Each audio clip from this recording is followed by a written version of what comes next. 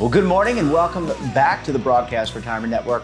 I'm Jeff Snyder, and this is BRN AM for Wednesday, November 18th, 2020. And our top stories today: COVID has changed the funeral landscape and the funeral industry, and some advanced planning tips. Joining me now to discuss this and more is Eliza Feller. She is Director of Advanced Planning for Saul Levinson and Brothers Funeral Home. Eliza, great to see you. Thanks for joining us again this morning. Yeah, thanks for having me. It's good to see you. It's great to see you, and thanks for coming back on the program. So a lot has transpired, and I really want to divide our show up into, in this first segment, what has changed with funerary services given the coronavirus pandemic. I'm sure that obviously it's been a difficult process, I'm sure, just changing business, but also going through the challenges brought forth by this pandemic. Right. It unfortunately depends upon which funeral home you're talking to as to what the changes have been. But for us, just trying to make an early decision on how to protect the community and how to protect our own staff so that we can continue to help the community, and taking a business model that is not intended to be remote working to a remote working environment has been a huge change. And at the same time, we were dealing with obviously increasing rates of death because of COVID, and having to find new ways to serve families and allow them to honor the lives of their loved ones, while again, still keeping everyone safe.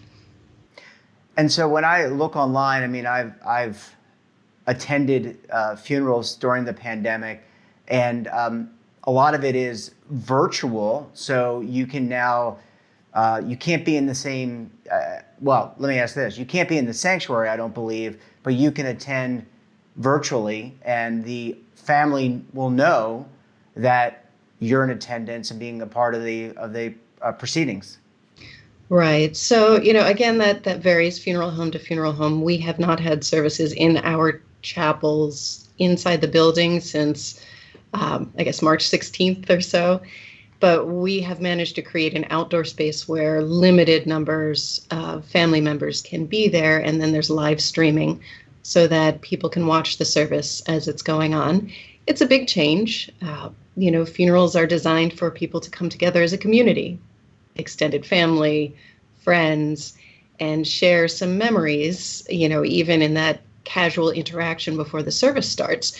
So not having that has been challenging and has pushed people to have to embrace that virtual world a little more. And when it comes to the planning process, so let's just say someone passes away, how is that conducted? And I think this is important. I don't want to be morose, but I think this is important for people to understand that planning for a funeral is a process like any other process. And so you have to pick things like a coffin. You have to understand the logistics of how to get to the graveside, where the gravesite's going to be. But what's that planning process like now under the new under the pandemic? Yeah, so we have not been meeting with families, with a few rare exceptions, but at this point, with rates going back up, that's just not something that's happening in person. We do everything over the phone, occasionally by Zoom. It is definitely much more challenging. It's one of those times where you really see the difference between families who have advanced planning in place and have prearranged funerals versus families who haven't, because they have to go through that process. And a lot of times these families are separated. It's one child in their house and another child in their house in a different place, whereas normally they would all come into the same room and be together and be able to support each other while making these decisions. So it certainly makes it more challenging. It draws the process out a little bit, because since they're not together and they don't have that time to make decisions and talk through things in person, they have to say, I'll have to get back to you on a lot of things. And so instead of taking an hour and a half to plan a funeral, they have to call back and forth all day. And it certainly makes things a lot more difficult for families. And then in terms of the grieving process, part of the services that you do at the funeral home is you help people grieve. And there is a process. We talked about this almost 10 months ago before COVID, that there's a process that you go through to grieve, and oftentimes the funeral director, the funeral planning will involve that. What about grieving? Because grieving, if you are so, and these are catastrophic events, these are really, and typically, losing a loved one is never easy, but certainly under these situations, not easy, and can lead to other challenges. You can have depression and other things that kind of creep up. What's the grieving process been like in terms of helping people heal? Oh gosh, it's so challenging. And early on, it was really hard. Families were just beginning to grapple with being quarantined and not being able to be with their loved one as they were ill or dying. And there was a lot of a sense of obviously grief about not being there for that process, much less the person passing. And then saying, well, you can only have this number of people in attendance at the service.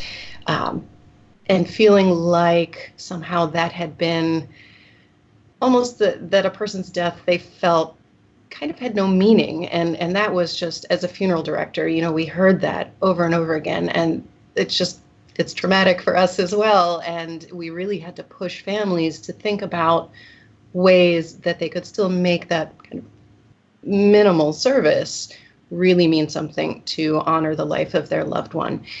It is hard, we have to work harder to create those relationships since we're just on the phone or over Zoom, and really be a resource to families.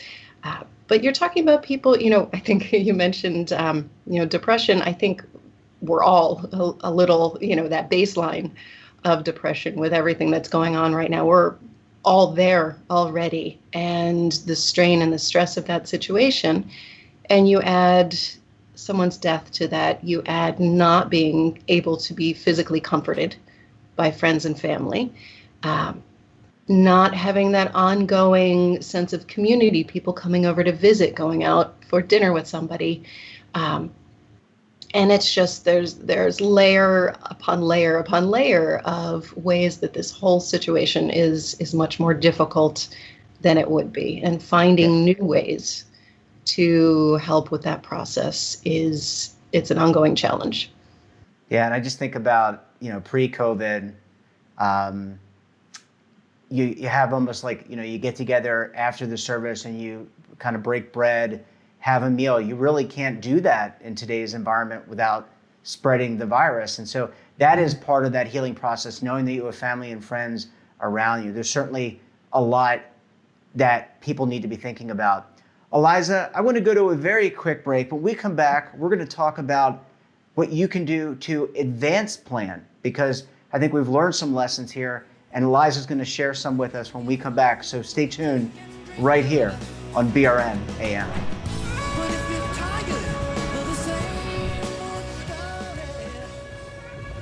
Imagine a new television network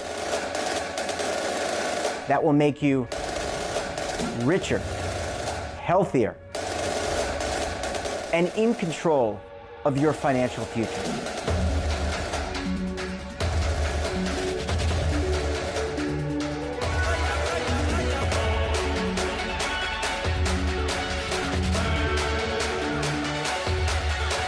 This network is for the policewoman in Nashville, Tennessee, the baker in Dubuque, Iowa, the teacher in Lexington, Kentucky.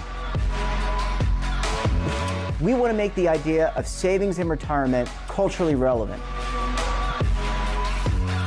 But what do you see as a defining issue of the midterms, especially for the smaller businesses? I mean, they are the lifeblood of the American economy.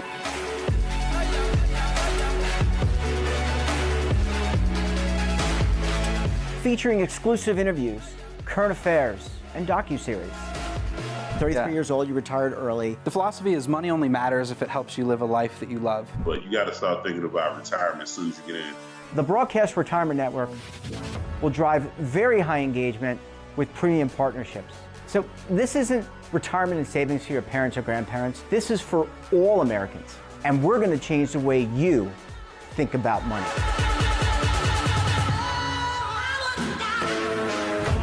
Welcome to the next frontier of retirement and savings. This is BRN, the Broadcast Retirement Network.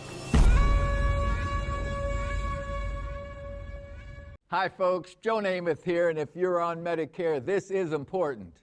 You're now entitled to eliminate copays and get dental care, dentures, eyeglasses, prescription coverage, in-home aids, unlimited transportation, and home-delivered meals, all at no additional cost.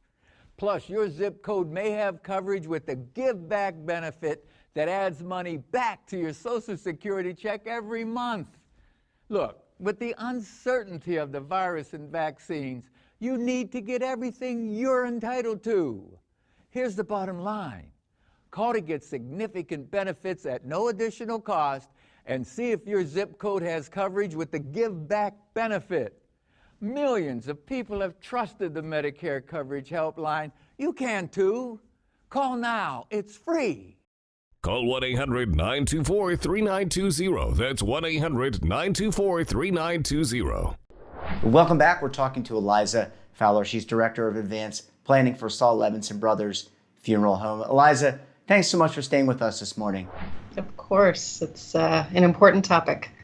Absolutely. And I had, we went through some of the big changes, and you kind of alluded to this, and we talked about this in the past, the importance of advanced planning. And look, none of us, we all recognize that we have a finite amount of time on this planet, and then we go, we're going to pass on. But there are really some lessons that can be taken away from all this. And I wanted to come to you. What should we be thinking about as family members, as parents, as children of family members? The interesting thing about this pandemic is there are a lot of people who've reached out to us saying they've been meaning to talk to us. They've been meaning to get information about funerals and just have things set out ahead of time. And this has really brought the importance of that to the forefront and made them realize that this is the time to make these plans. And the reason for that is just, we've talked about it before, that if these plans are in place, even if they're not set in stone, at least it's a framework for your family so they don't have to go through all these decisions at the time. They don't have to try to scramble to find someone's social security number. They don't have to look at caskets and decide what casket to put their loved one in. So, just important at any time, but right now it's really on people's minds. And we also talked about some of the documentation. I mean, you mentioned it, the casket, what social security numbers. There are things legally that you have to do as a funeral service, a funerary service, a mortician, things like that you have to keep track of. People should really have a will, possibly an estate plan, and I would think a folder or someplace where their financial information or personal information is available.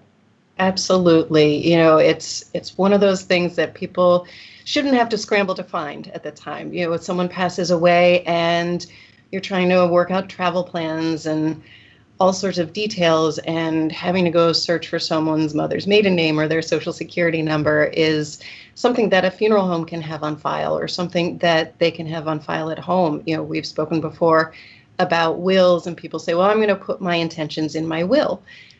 It's important for people to remember a will is not going to be read, most likely, until after the funeral.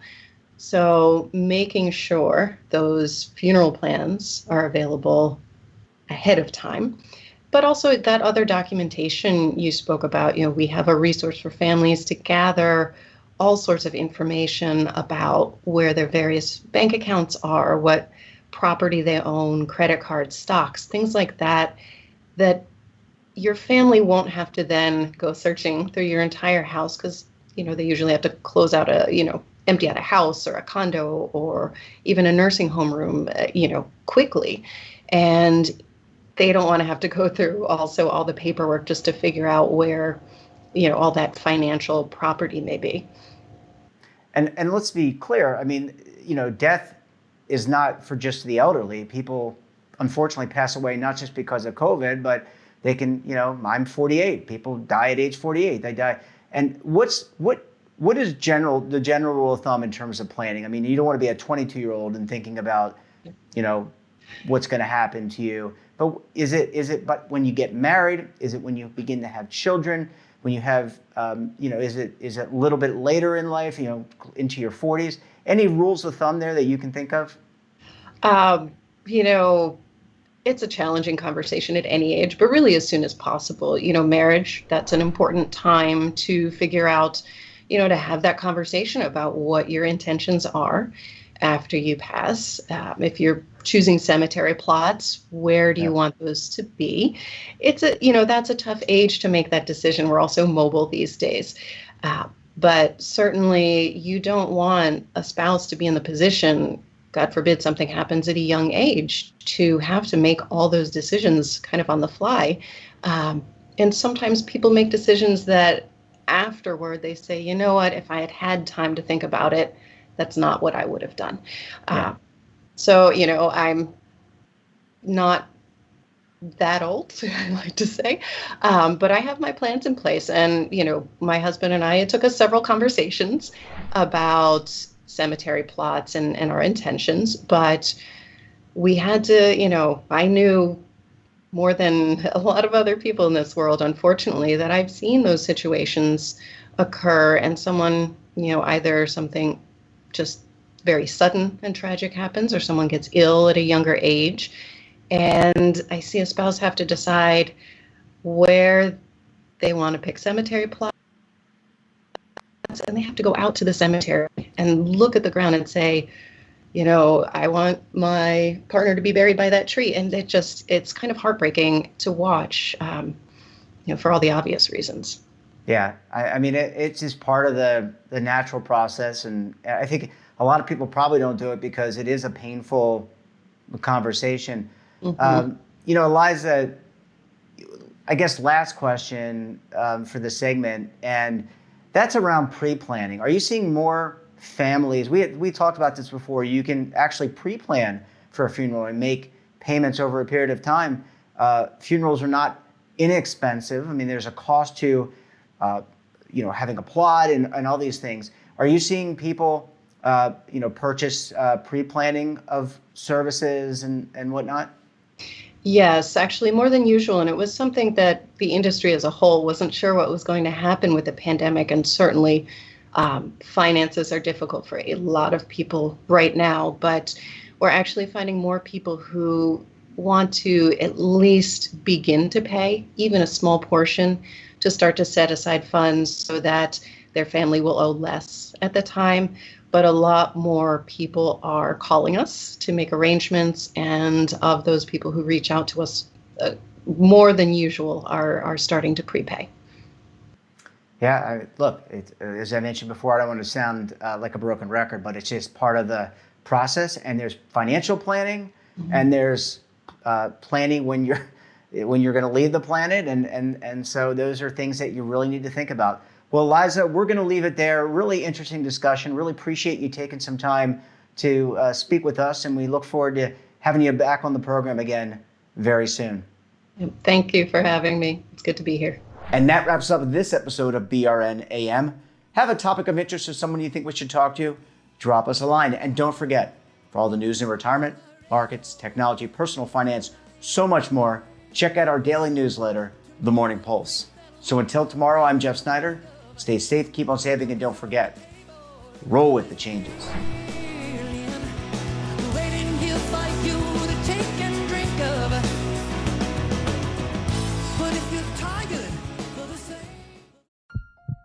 Are you being audited, and do you owe the IRS $10,000 or more in back taxes? Is the IRS threatening to take more of your money? Don't fight the IRS alone. The Tax Doctor is here to help you negotiate your tax bill and reduce your stress. The IRS can freeze your assets and seize your bank accounts, but you can stop these IRS actions. The Tax Doctor will work with you using our years of experience to represent your case to help you get the best resolution under the IRS guidelines. Help is here to deal with the IRS to reduce your stress. We've handled thousands of cases, so we know what we're doing. If you owe $10,000 or more in back taxes, do not call the IRS alone. Call a tax doctor now for a tax emergency analysis. Call 800-224-6439.